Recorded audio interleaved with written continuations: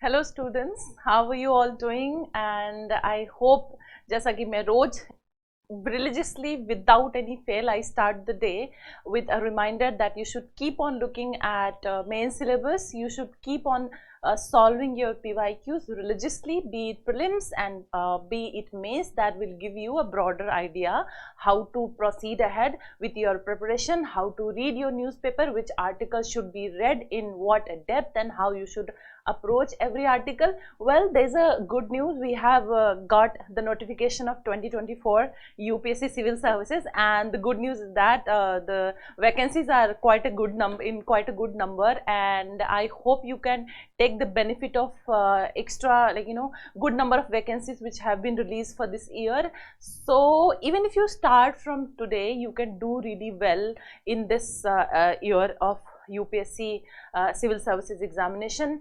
What are some basics, what are some things which you need to do? I hope you know there are multiple platforms where they are releasing a lot of videos about how to proceed ahead with your preparation, keeping in mind UPSC prelims of this year.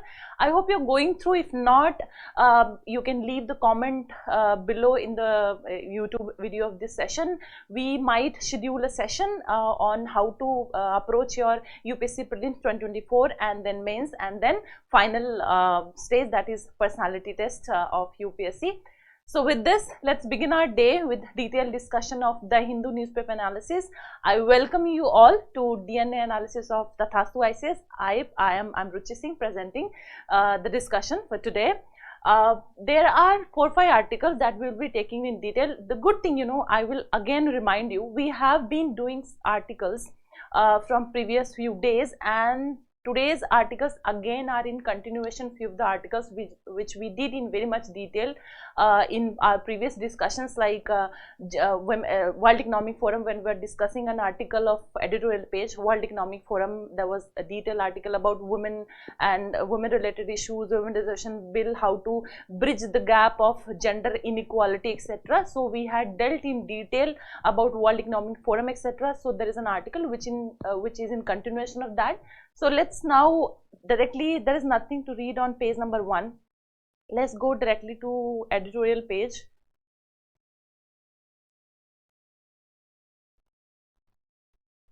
And read the first article. So go on the editorial page directly and look at the first article that we will take up in detail, Rescuing Grace from Disgrace. If you remember, we had done an article on the powers of the governor, and recently there was an article few days back only which we discussed in detail, that Tamil Nadu's governor refused to recite the address speech which was given by the Tamil Nadu government, citing that it has some content which showed that the government was beating its own trumpet, blowing its own trumpet, खुद की बढ़ा चढ़ा के तारीफ कर रहे थे, and the Tamil Nadu governor did not comply, did not agree with those claims. And then there was questions like constitutional post which the governor is, and it should abide by the elected government, popularly elected government of the state government. That was in question, that question was raised in that article. So this article again is in continuation of that particular topic, and let's understand what all you're required to read in this. Yes, so the first paragraph which says that the words customary, ceremonial and ritual are employed to describe the address of President of India to a parliament as its opening sessions each year, and likewise to characterize those of governor when they address the legislative assemblies in their state. So it says that when president addresses the parliament, or when the governor addresses the legislative assembly in their respective state capitals, their address speech is termed as customary, it is termed as ceremonial, it is termed as ritualistic. So then next point, next paragraph, the speeches or the addresses of the state of the head of the state for these occasions following British practice are for these occasions. Following British practice are drafted by government of the day. So who drafts these speech, these customary and ceremonial and ritualistic addresses. This is drafted by the government of the day. This point you have to note down. They are not written by the President of the India or the governor, but only read out by them, are only read out by them. So it says that who prepares this speech? These speeches are not prepared by the President or the governor themselves, but it is prepared by the present government of the day, and it is following British Parliament customary practices. Next it says that a thought that was worth pursuing.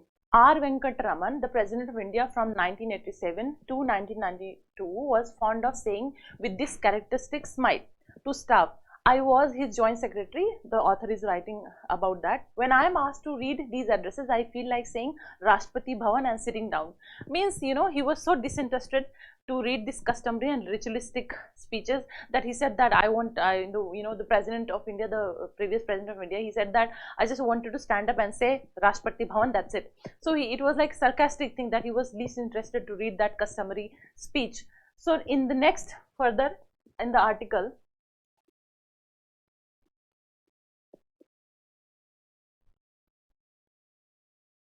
look at this line, last paragraph, where the problem lies. Go to the last paragraph and read this. There is nothing important to be read. The root of the problem lies in the foundational dichotomy of one agency writing the speech and another reading it. So we read in the first paragraph itself that who writes the speech? The speech is written by the government of the day, but who reads it? The President or the governor of the state. So the problem is here that why not the same person who reads and who makes the speech is same. Then in next line, which is important to be read, I believe that the address of the head of the state to the legislature is an ornament of convention, not a condition precedent for bills becoming law. So this is just view which has been given. So these are the problems, but then what should be the solution? A solution has been provided by the writer, and the writer has said that, but what of the governments? Will they be ready to forego the chances to add their accomplishment and plans? So it says that if the speeches contains a lot of claims made by the government about their achievements, about their plans which they made successful, if the government of the day is not writing the speech, is it not possible that their achievements will not be highlighted if it does not contain all the claims which the state government makes or the parliament makes or the government of the day makes? So the solution should be that they would need convincing that the motion of thanks that follows the address is where that arising is best done, as it is in British Parliament. So it says that rather than putting these claims, these big claims made by the government, the claims and the beating his own, blowing his own trumpet and highlighting his achievement, जो speech, address speech को follow करता है, convention जो है, जो address speech में follow करता है, that is motion of thanks. Let all these components come into motion of thanks, and that is being done in British Parliament. So this could be a solution for this entire problem. This is what the solution has been cited by the author. So what about a detailed analysis of this thing? So this is, I think this is all about this. We had already gone through in detail about governor and his other responsibilities, but a little bit content we can look in.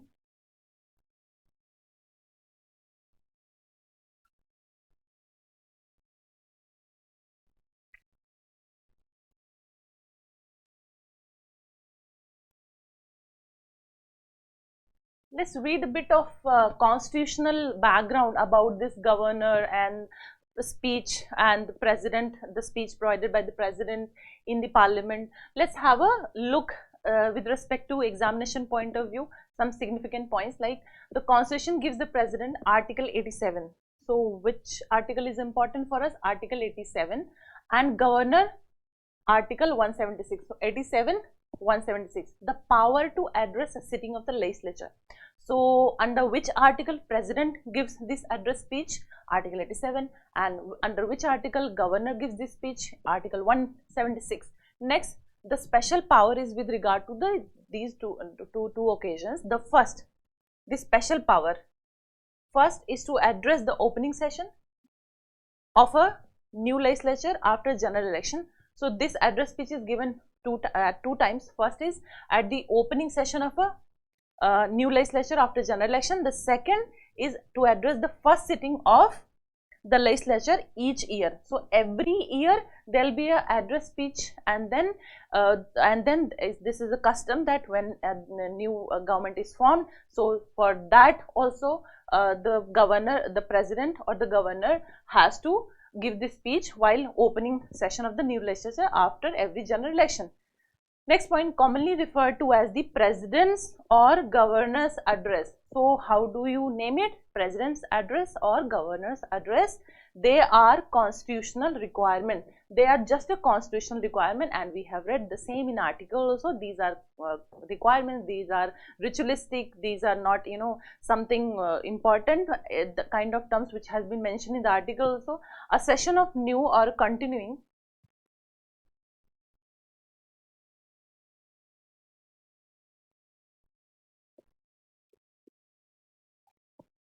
The session of new or continuing legislature cannot begin without fulfilling this requirement. So this is required. So every session cannot continue without this being fulfilled. Governor's address to the state legislature. Article 176. What does it say? At the commencement of the first session, after each general election to the legislature assembly, and at the commencement of the first session of each year, the governor shall address the legislative assembly and inform the legislature of the cause of his summons.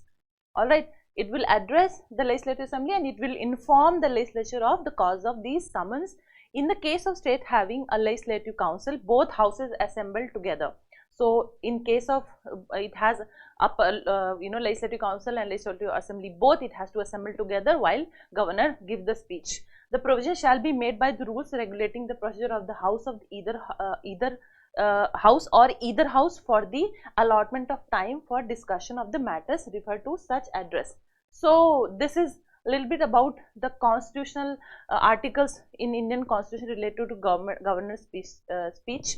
So next point which we need to understand is the address prepared by president, governor themselves.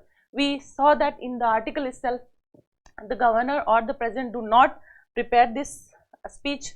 Next, if the president governor disagrees with the text of the speech, are they still bound to read?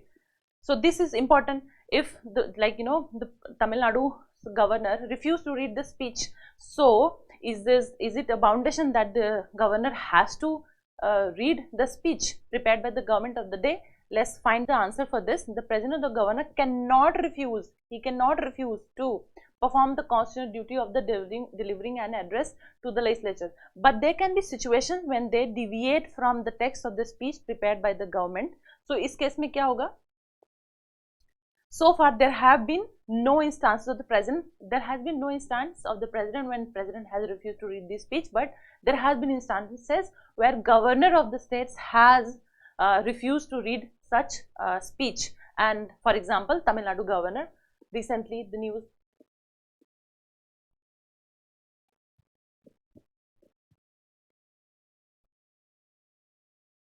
So are there any parallels in the countries?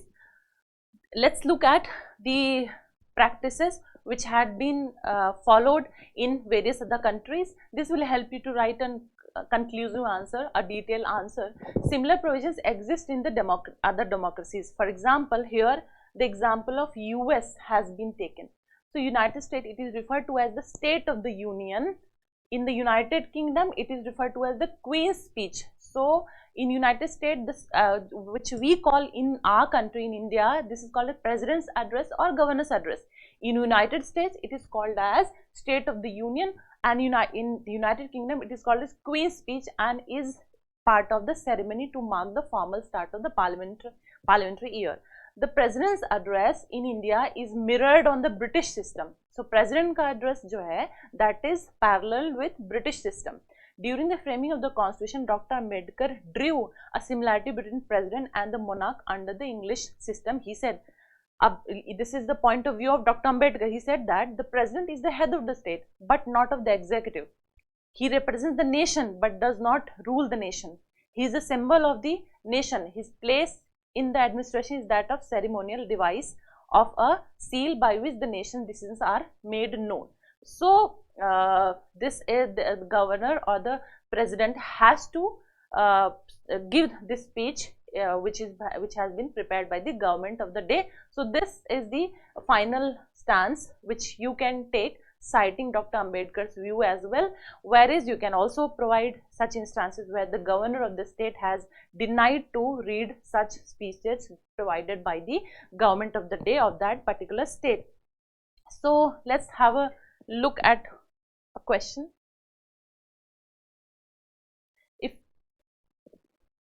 If there is a question like, critically examine or critically discuss the governor's speech or the president's speech, is it mandatory on the governor or the president to read out such speeches? Do you agree that the person who recites such speech and who writes should be the same? So you can provide a detailed answer based on our discussions which we did today. Just now on this referring this article and providing some content, extra content with examination point of view. The next article which you need to read is on MSP.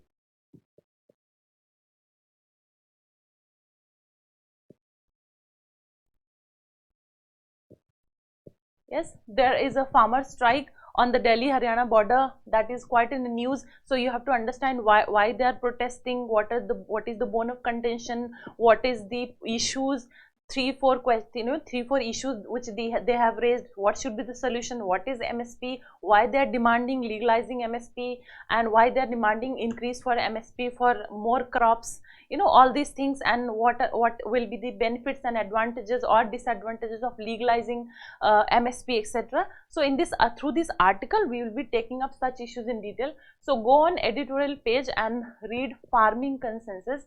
The center must address grievances of farmers through talks. So the very first paragraph in this article,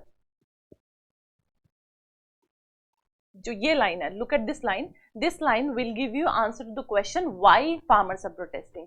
So the first point why farmers are protesting is the protesters are demanding legally guaranteed MSP for crops. So first point which you need to note down is MSP is not yet legally guaranteed for the crops. And the second point which they are demanding is debt waiver. So there is huge piling up of debt on the farmers. They are asking for waiving all these debt. The third point, so first point kya tha? About demanding legally guaranteed MSP for crops. Second, debt waiver. Third, cancellation of international agreements impacting the agriculture sector. So within this limited time, though we cannot take up World Trade Organization and other trade agreements which India has signed, being the part of WTO and all. So you have to go through WTO and various agreements which India has signed related to agricultural aspects. So how they impact India's farmers and India's agricultural community. So all these things you have to read on your own. Here we'll be sticking to what is MSP, why legalizing and guaranteeing MSP will be beneficial, or what will be the challenges, and then we'll look at some practices worldwide, some conclusions, some way ahead. And the fourth point is that a minimum pension of what they are demanding is a minimum pension of 5,000 for farmers and agricultural laborers. So how many points they are demanding? First, protesters are demanding legally guaranteed MSP. Second, debt waiver. Third, cancellation of international agreements which is negatively impacting the agriculture sector. Fourth, a minimum pension of 5,000 for farmers and agricultural labor. So you can now answer, there must be questions in your mind why farmers are protesting on the border. So these are the four questions, these are the four demands which farmers are asking for. And then you can, another issue hai, that is we know that in UP there is an airport, Jewar airport, which is being taken up, and then Yamuna expressway. This somehow has negatively impacted agriculture farming community. So these are the issues. And then further,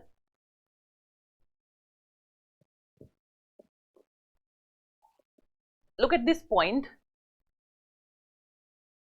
MSP based procurements by FCI has been bedrock of food security, but the case for its reform is strong.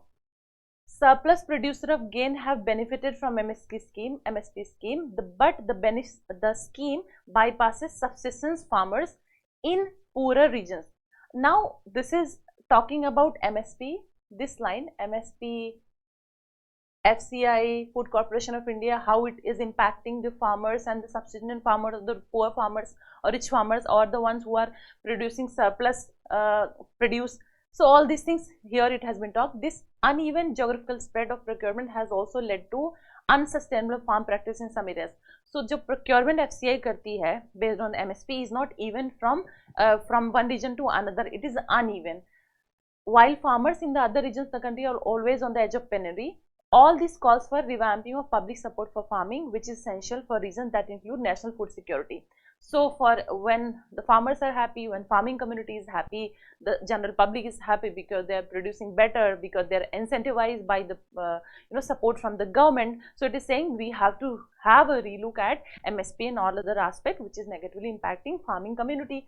So let's solve some practice question, and based on that practice question we can have a better understanding of this entire issue.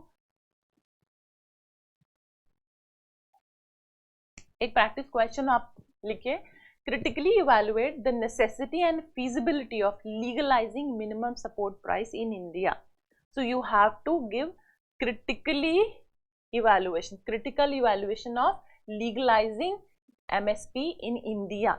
So how do you start? In introduction you have to give a context about MSP.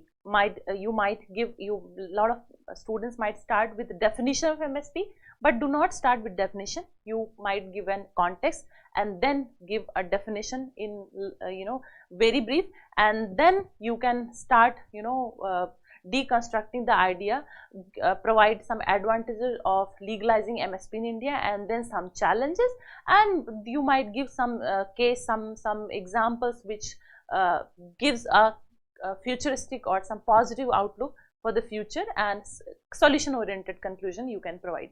So let's look at the context जो है, you can provide this context.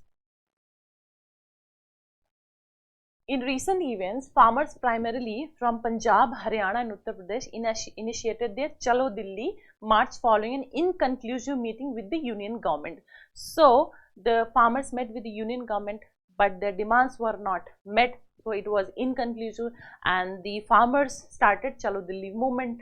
And then the legal guarantee of MSP is the prime reason for farmers' protest. So you give reasons, certain reasons which we have read from the article itself. So you can see how useful reading newspaper is. You can take lot of points from articles which you read and you can provide in the answer.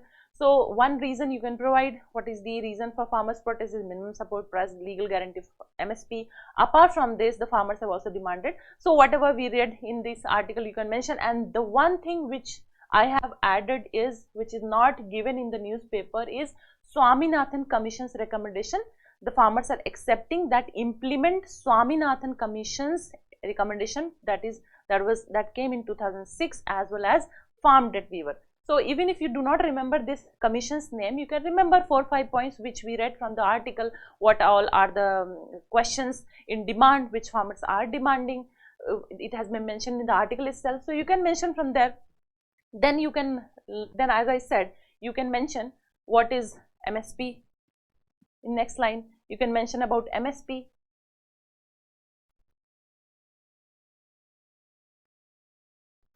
So what are the crops under MSP? All these things are factual thing, you can go through on your own. The list of crops is as follows: cereals are 7, pulses 5, oilseeds 8, and then all these are the list of crops which comes under MSP. And then next,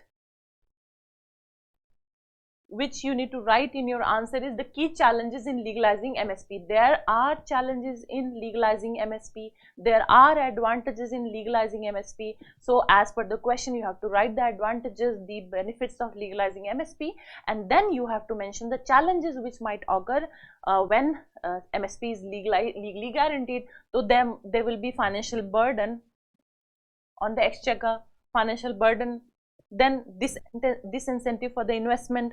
MSP legalization may discourage private investment in agriculture, particularly in crops covered under MSP. private players may hesitate to invest in sectors where government intervention is in pricing is prevalent. So private sectors, अगर government का intervention होगा, MSP जो है legalize करने, one of the components of legalizing MSP will be government will be intervening to decide the prices. So if the government is deciding the prices, why a private sector or the private player will come and invest in farming sector? Because they will not be benefiting much when the government is already fixing the prices, and if it is not sensitive to the demand and supply of the market. So these are the things. And then neglect for non-MSP crops, there will be reduced export competitiveness, trade disputes, etc. in WTO. So as the farmers are also demanding that some international agreements which India is part of, they should take the agreements back. So you know, one of the points, like trade, there will be trade dispute in legalizing MSP. There will be trade dispute. Legalizing MSP may lead to trade disputes within importing countries, especially if the government provides subsidies. So there has always been lot of debates and question behind government of India providing subsidies for various produce, for various agriculture produce.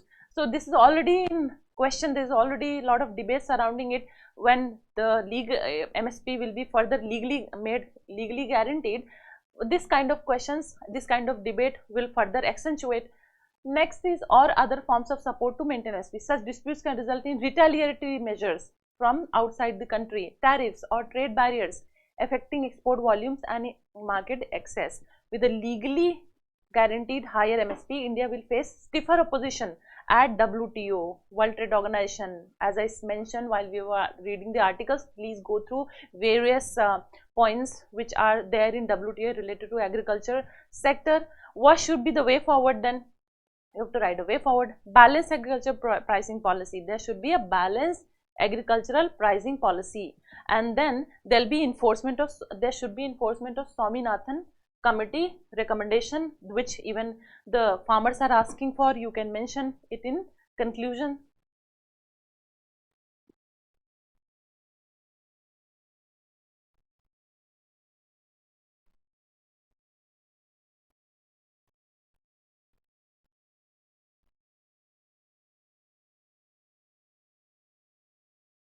If you know, last point, that was a way forward. If as a conclusion you need to mention, you can put a balanced point of view, like how do you conclude such questions? Prioritizing the needs of farmers in India is essential for ensuring food security. That is itself in mentioned in the article जो हम newspaper पढ़ रहे थे, उसमें ये mention था why legalizing MSP is important. So that same point you can mention in the conclusion. Prioritizing the needs of बहुत सारे students, lot of students comes with this question, how to start introduction, how to start a conclusion. You don't have to make your own conclusion. You have to take points from whatever you need, whatever you read in newspaper, you just put it in your answer. See, a good student, a student who is eligible enough to qualify this exam is not the one who reads so much, but the smart student, the one who qualifies, are the ones who read less but use the same information here and there to make their answer more authentic, to make their answer more beautiful and more interesting to read. So it's not important that you should have a lot of reading, you should have a lot of facts and information and data in your mind to write a good answer. But a good student is the one who reads less but uses the same information to justify and authenticate the answer.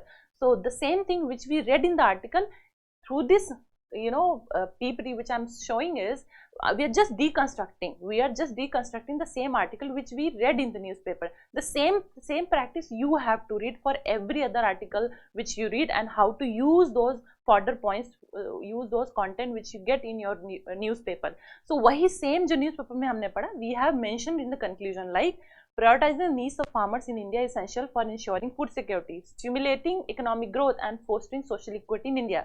By investing in agriculture and ensuring farmers' welfare, India can build a more resilient and prosperous future for all of our citizens. So that's how you conclude such, a volatile kind of such kind of topics where there is no one stance you can take. So a balanced view, and that's how you conclude. Next, let's look at our third article. Is about gender equality.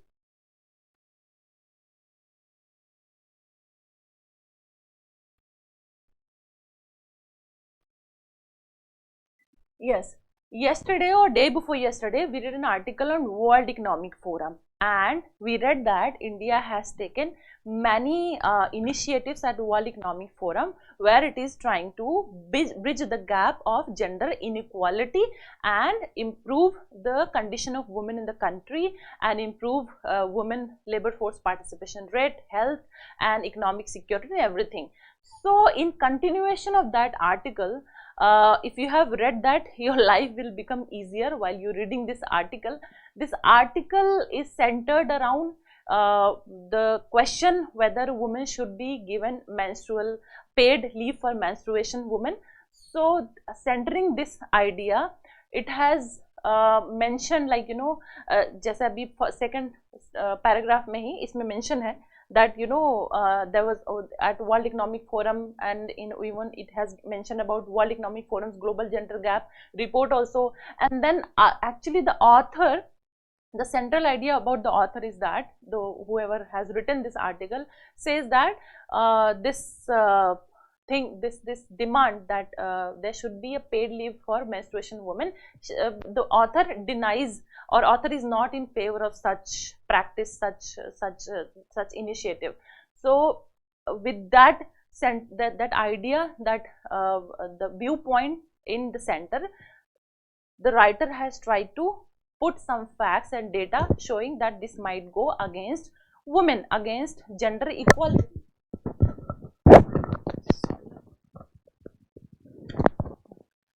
So, look at this line: paid leave for menstruation may create awareness on the subject but could end up widening the gender gap. So, the writer has denied, or writer is not in favor of providing paid leave for menstruation because she says that it might lead to increased widening the gender gap. Why? Because employers will get hesitant of hiring women. They will think that they are losing on the productivity because they have to provide a paid leave for menstruating women. And then she has given the example of Japan. Japan has such thing that Japan has provided this point that the women can take paid leave.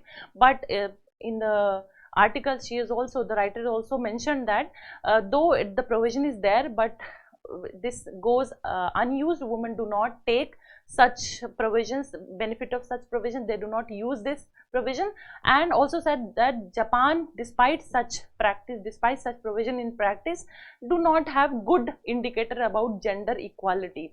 So by mentioning this Japan's example of Japan, she said this practice might not yield fruitful results in India also. So such practice should not be implemented. So let's read the second paragraph. She has also mentioned Sabrimala temple issue as well, starting with Sabrimala temple issue, that menstruating women cannot enter into the Garbhagriha of the temple, and then moving to World Economic Forum to show what is the gender equality or gender gap in the country. World Economic Forum's Global Gender Gap Report 2020 says that the gender global gap has widened. So it has widened, the global gap has widened instead of shrinking. In the current situation, it will take 135 years for the world to achieve gender equality. So 135, agar is the pace which world is moving to achieve gender equality, with this pace it will take 135 years to bridge this gap and reach gender equality. So the next line she mentioned, if the government ratifies special status for menstruating women, it validates the social stigma around the menstruation. So let's not stigmatize women who are menstruating, and let's not put this paid leave practice into let's not implement this paid leave practice. So she is not in favor of paid leave thing for menstruating women. The next point which she has written is the most recent National Family Health Survey report has highlighted how approximately 50% of women between age 15 to 24 in India continue to rely on use of clothes for menstrual protection. So the author says that instead of such practices, bring more healthy, more clean menstrual practices so that women are more healthy and they are more productive, and they are not stigmatized. So instead of such bringing such provisions of paid leave, provide women various facilities where they can pass the days of menstruation, and they can use their productivity in much better manner as a workforce. Next, arguments in favor of paid leave for menstruation will claim that granting special status to menstruation would aim to create subject awareness. She says these are the arguments which are given by the people who support paid leave for menstruating women.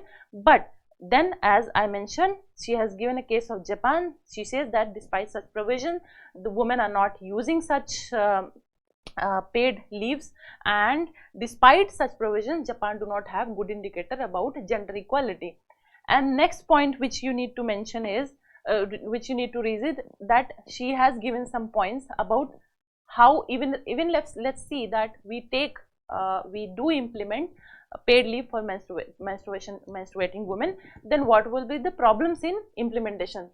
And then women in Japan are less likely to employed even with the same credentials. So even with the same credentials, the women will not get employed.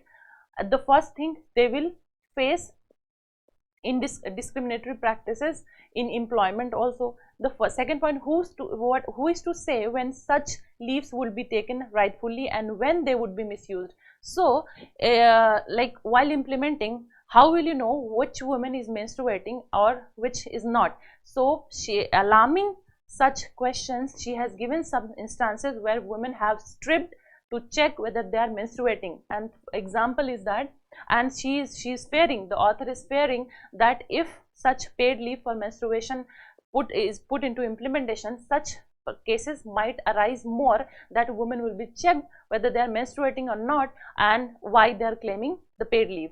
So for one example she has given Gujarat, and another example she has given of Muzaffarnagar, where 66 girl students in institute in Bhuj, Kutch were forced to strip to check who was menstruating. The same thing happened in Muzaffarnagar. So this kind of instances might arise, and this has been alarmed by the writer. And then a fight continues. The last paragraph, look at the last paragraph as a concluding paragraph, which is, as a woman I understand the issue and I am empathetic towards periodic pain and symptoms, but I am averse to terminating it a blanket biological disadvantage. Recognizing the diverse nature of menstrual experience is essential. So different women have a different experience during menstruation cycle. So she says that putting such kind of blanket biological thing is not a right practice. That is, and it should be taken case by case basis, and taking this kind of thing case by case basis will improve inclusivity as well. And let's look at a question. What kind of question you can expect?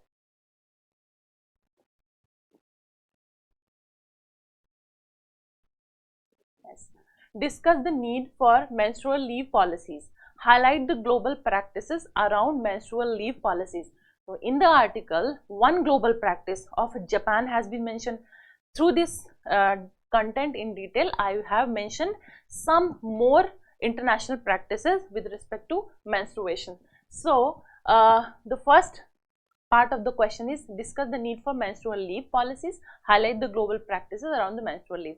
So what in introduction you have to write, give in such kind of introduction you have to write a contextual paragraph, something which some news, some current events which is going around and is in discussion. So you can mention in the introduction. In body you can mention how there is a need for menstrual leave policies, and then some global practices you can mention, and a way forward. You have to write a way forward and conclude your answer. Let's look at how do you do it.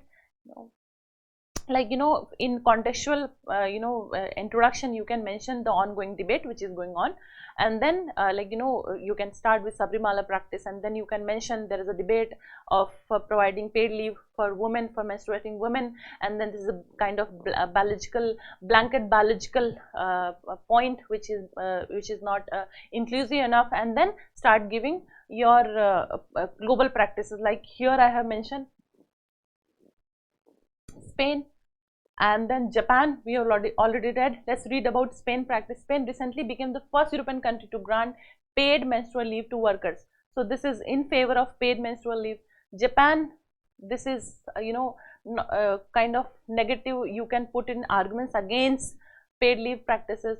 Indonesia, it introduced a policy in 1948 which said that the workers experiencing menstrual pain are not obliged to work on the first 2 days of their cycle. So this could be an balanced approach. It's rather than putting it a blanket biological this leave practice, you can the companies or the employers can go for the can give women this option that if they are experiencing painful periods, they might opt for leave on those days. And the Philippines, what is the practice in Philippines? Workers are permitted 2 days of menstrual leave a month. Taiwan, it has an act of gender equality in employment that says employees have the right to request a day off as period leave every month at half their regular wage. So this can also be a practice. So half, this is also balanced approach. So in Taiwan, women can ask for a period leave half, जितना भी उनको per day का regular wage है उसके half payment पे they can go for a leave on those days. There are other countries that allow menstrual leave like United Kingdom, South Korea, Zambia, China and Wales. However, US does not have a formal menstrual leave policy. So which country do not have formal menstrual leave policy? US, whereas other countries do have certain provisions regarding menstrual leave. Private companies like Nike, Coexist have introduced menstrual leave as internal policy. So in country, or if we talk about the companies, so you can talk about Nike and Coexist, etc. So how do you conclude? The path to equality does not lie in inaction due to fear of further discrimination.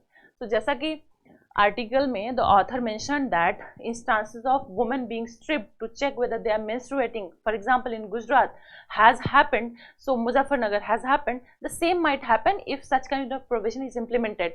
So for that, to contradict that point of view, can mention that such practices which might yield positive result, just because there is an fraction of probability that discrimination might arise, rather than acting on those probabilities of discrimination arising, why should we fear about why should we fear that such practice should not be brought? Let's act on the proportionality or the points where this kind of discrimination might arise. Let's stop the discrimination. Let's bring some positive reforms, some positive implementation we might bring, which might result into some positive outcomes. So this kind of line you can mention, the path to equality does not lie in inaction. So inaction नहीं होना चाहिए कि चलो ठीक है, women face, different women go through different experiences during periods or during menstruation. So rather than inaction, let's act and let's work on the loopholes. The first line is that what is needed is holistic outlook aimed at bridging coexisting gaps. It may become a pivotal step in ensuring proper reproductive health equity in India. Health equity. So such kind of lines you can use, health equity.